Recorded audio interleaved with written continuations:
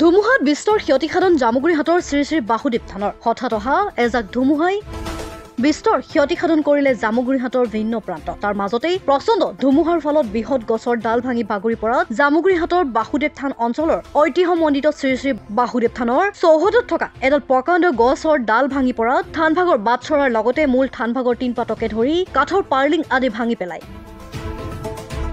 কিছুদিন পূৰ্বে নতুনকৈ নিৰ্মাণ কৰা থানভাগত এইদৰে ধুমুহাই বিস্তৰ ক্ষতিসাধন কৰাত স্থানীয় লোকসকল দুখত ভাগি পৰা পৰিলক্ষিত হৈছে। আনহাতে ধুমুহাৰ ফলত ভিন্ন প্ৰান্তত সৰু বৰ গছ ভাঙি পৰাত ফলত বিদ্যুৎ সংযোগো ব্যাহত হৈ আছে সমগ্ৰ জামুগুৰি অঞ্চলটোত।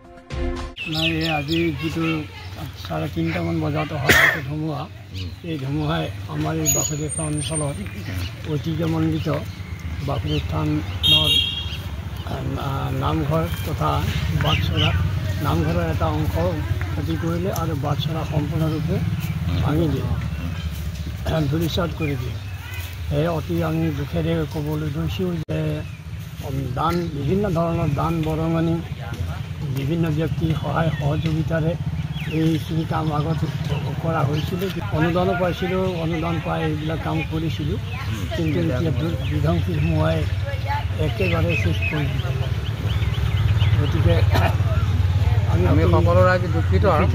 গতিকে আমি এই পৰা আমি বস্তুটো জনাইছোঁ।